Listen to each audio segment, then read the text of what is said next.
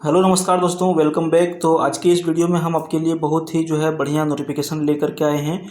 चतरा जिला में मनरेगा के अंतर्गत बहुत बड़ा वैकेंसी यहाँ पे निकाली गई है।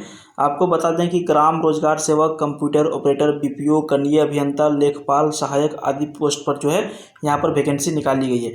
अगर यदि आप भी चतरा जिला से हैं या फिर झारखंड के किसी भी जिला से हैं तो इस वीडियो को अंत तक देखिए। इसमें आपको हम बता दें, बिना परीक्षा के सिर्फ मेरिट के आधार पर नियुक्ति होती है।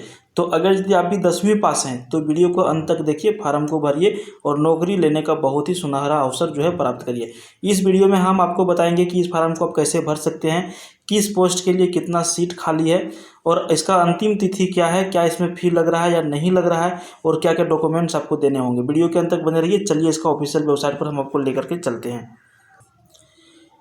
तो फ्रेंड्स, इसका जो ऑफिशियल वेबसाइट के ऊपर जो पीडीएफ डाला गया है, हम वहाँ पे आपको लेकर के आ गए हैं। देखिए, जिला ग्रामीण विकास अभिकरण चतरा, इसमें मनरेगा के अंतर्गत जो वैकेंसी निकाली गई है। ठीक है, मनरेगा का पूरा नाम क्या होता है? महात्मा गांधी राष्ट्रीय ग्रामीण रोजगार गारंटी अधिनियम मनरेगा।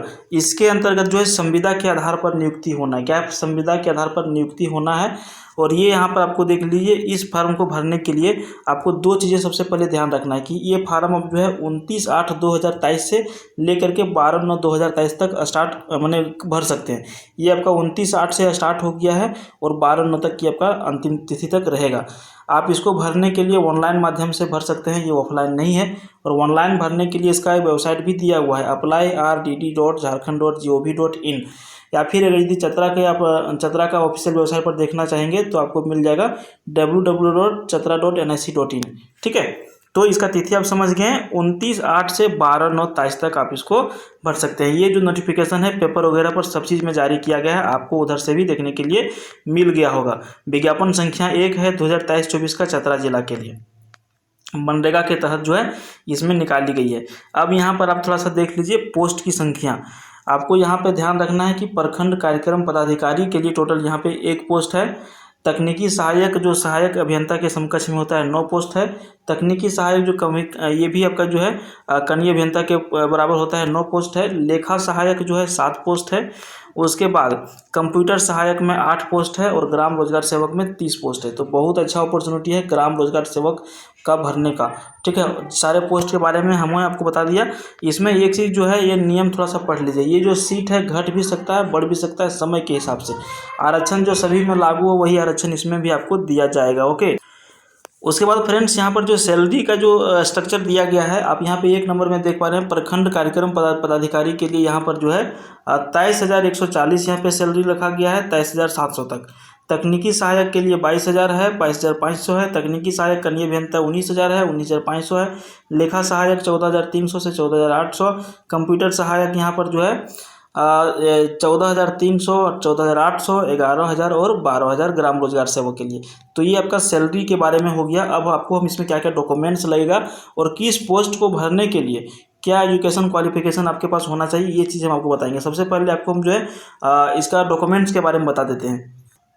अच्छा, डॉक्यूमेंट से पहले थोड़ा सा आप ये समझ लीजिए कि इसमें आयु सीमा कितना होना चाहिए। तो 1/1/2023 तक कम से कम आपका 18 वर्ष कंप्लीट हो जाना चाहिए। अगर यदि आप जनरल कैटेगरी से हैं तो पुरुष हैं तो 35 वर्ष, और यदि दिव्यांग हैं तो 45 वर्ष तक आप इसको भर सकते हैं। ईडब्ल्यूएस वाले जो पुरुष हैं, ठीक है, उनके लिए 35 वर्ष और अधिकतम 45 वर्ष दिव्यांग के लिए। अगर यदि आप ओबीसी से आते हैं, ठीक है, पुरुष हैं तो 37 वर्ष से 47 वर्ष तक। अगर यदि महिला हैं, अनारक्षित, जनरल, ओबीसी, एसटी, एससी, अभी ईडब्ल्यूएस यदि आते हैं, ठीक है, एसटी एससी नहीं, जनरल, ईडब्ल्यूएस और ओबीसी 38 साल से लेकर के 48 साल। और अगर यदि आप एसटी एससी के पुरुष महिला हैं तो 40 वर्ष से लेकर के 50 वर्ष तक। पूर्व सैनिक अगर यदि हैं, एक्स सर्विसमैन है तो 5 वर्ष की आपको एज में छूट मिलेंगे। ओके, अब देखिए ये वाला जो पॉइंट है इसको थोड़ा आप ध्यान से समझिएगा। इसके बाद हम आपको ले चलेंगे किस पोस्ट के लिए क्या एजुकेशन सर्टिफिकेट होना चाहिए। ठीक है, तो आवेदन कैसे जमा करें। पहला पॉइंट आपका आता है आवेदक के द्वारा दिनांक 29/8/23 से 12/9/23 के बीच शाम के 5 बजे तक इस ऑफिशियल वेबसाइट के माध्यम से केवल ऑनलाइन आवेदन ही स्वीकार किया जाएगा, आपको ऑफलाइन नहीं भेजना है। आवेदन के साथ निम्न दस्तावेज प्रमाण पत्र को अपलोड करना अनिवार्य होगा। ठीक है, उसके बाद स्वहस्ताक्षरित फोटो, आपका एक फ़ोटो लगेगा। सरकारी मान्यता प्राप्त संस्थान से निर्गत अनिवार्य योग्यता प्रमाण पत्र, जो भी हम आपको बताएंगे। सरकारी मान्यता प्राप्त संस्थान से निर्गत अतिरिक्त योग्यता प्रपत्र, जो भी हम बताएंगे। आरक्षण के दावा करने वाले अभ्यर्थियों के लिए सक्षम प्राधिकार द्वारा निर्गत जाति का प्रमाण पत्र एवं दिव्यांगता प्रमाण पत्र होना चाहिए। आर्थिक रूप से यदि कमजोर हैं तो आपके पास जो है EWS वाला जो सर्टिफिकेट बनता है वो आपके पास होना चाहिए। सक्षम प्राधिकार द्वारा निर्गत स्थानीय निवास प्रमाण पत्र होना चाहिए और शपथ प्रमाण पत्र होना चाहिए। उसके बाद देखिए, आवेदक एक से अधिक पदों के लिए आवेदन समर्पित कर सकते हैं। इसके लिए प्रत्येक पद के लिए अलग अलग आवेदन प्रपत्र आपको जो है क्या करना होगा, समर्पित करना होगा। मान के चलिए, अगर यदि आप जो है ग्राम रोजगार सेवक का भी भरना चाह रहे हैं और कंप्यूटर ऑपरेटर का भी भरना चाह रहे हैं, तो दोनों का फार्म जो है आपको अलग अलग तरीके से भरना होगा। ओके, अगला पॉइंट आपका जो दिया गया है ग नंबर में, अर्हता के अनुरूप आवेदक के ऑनलाइन आवेदन में मांगी गई सभी विवरणी का पूर्ण रूपेण भरा जाना अनिवार्य है। आवेदक के द्वारा आधार कार्ड, मतदाता पहचान पत्र, ड्राइविंग लाइसेंस, पैन कार्ड में किसी भी एक का जो है विवरण ऑनलाइन आवेदन में देना अनिवार्य होगा। निर्धारित तिथि के उपरांत ऑनलाइन आवेदन प्रपत्र पर किसी प्रकार का दावा मान्य नहीं होगा। अभ्यर्थी द्वारा ऑनलाइन भरे गए गलत सूचना पर संबंधित अभ्यर्थी का आवेदन स्वतः रद्द समझा जाएगा। तो ये आपका कुछ नोटिफिकेशन था। अब आपको हम ले चलते हैं इसका एजुकेशनल क्वालिफिकेशन के ऊपर कि कौन सा पोस्ट भरने के लिए आपके पास क्या होना चाहिए। वीडियो के अंत तक बने रहिएगा तो ही आपको समझ में आएगा। अगर यदि देखिए प्रखंड कार्यक्रम पदाधिकारी का फार्म भरना चाहते हैं तो यहाँ पर अनिवार्य योग्यता समझ लीजिए। सरकारी मान्यता प्राप्त विश्वविद्यालय संस्थान से किसी भी संकाय में आपको जो है स्नातक में 55% अंक के साथ उत्तीर्ण करना अनिवार्य है। ठीक है, स्नातक प्रतिष्ठा उत्तीर्ण जिनका प्राप्तांक 55% से कम है परंतु वे स्नातकोत्तर उत्तीर्ण हो। अगर यदि ग्रेजुएशन आपका 55 नंबर से कम है लेकिन आपने PG किया है तो आप इस फार्म को भर सकते हैं। समान स्नातक तथा स्नातक प्रतिष्ठा में समतुल्यता स्थापित करने के लिए समान स्नातक के प्राप्तांक में 10 घटा दिया जाएगा तथा ऐसे घटे हुए प्राप्तांक प्रतिशत को स्नातक प्रतिष्ठा की कोटि में अंकित किया जाएगा। देखिए, ये मेरिट जो बनेगा ना उसके लिए नियम अभी आपको बता दिया गया है। और उसके बाद अतिरिक्त योग्यता भी इसमें रखा गया है। अतिरिक्त योग्यता क्या है, सरकारी मान्यता प्राप्त संस्थान से MBA, PGDBA, PGDBM, PGDRD, BCA, BSc computer honours तथा MCA आदि आपके पास जो है सर्टिफिकेट ये सब होना चाहिए। उसके बाद दूसरा पोस्ट यहाँ पर है शैक्षणिक योग्यता में। आप इसको थोड़ा सा जो है क्या करिए, स्क्रीनशॉट ले लीजिए क्योंकि वीडियो बहुत ज़्यादा लंबा हो जाएगा, फिर आप लोगों को लगेगा यार बता रहा हूँ कुछ नहीं, बस समय बढ़ा रहा है। तो ये आपका स्क्रीनशॉट इसका थोड़ा ले लीजिए, खुद से पढ़ लीजिए अगर यदि आप फार्म भरना चाहते हैं प्रखंड कार्यक्रम पदाधिकारी का। तो दूसरा पोस्ट पर हम लोग आते हैं तकनीकी सहायक, जो है सहायक अभियंता के समकक्ष वाला। अनिवार्य योग्यता हम आपको बता दे रहे हैं, सरकारी मान्यता प्राप्त संस्थान से सिविल संकाय में BE या फिर BTech अनिवार्य योग्यता होनी चाहिए। BE या फिर BTech तकनीकी सहायक टीम के लिए सहायक अभियंता के समकक्ष जो है। अतिरिक्त योग्यता के लिए आप इसको थोड़ा सा स्क्रीनशॉट लीजिए भाई लोग और थोड़ा सा देख लीजिए। हम बढ़ते हैं दूसरा पोस्ट, स्क्रीनशॉट ले लिए। चलिए दूसरा पोस्ट में देखिए, तकनीकी सहायक जो कनीय अभियंता के समकक्ष है। अनिवार्य योग्यता किसी भी संकाय में, किसी भी मान्यता प्राप्त संस्थान से सिविल संकाय में डिप्लोमा होना अनिवार्य है।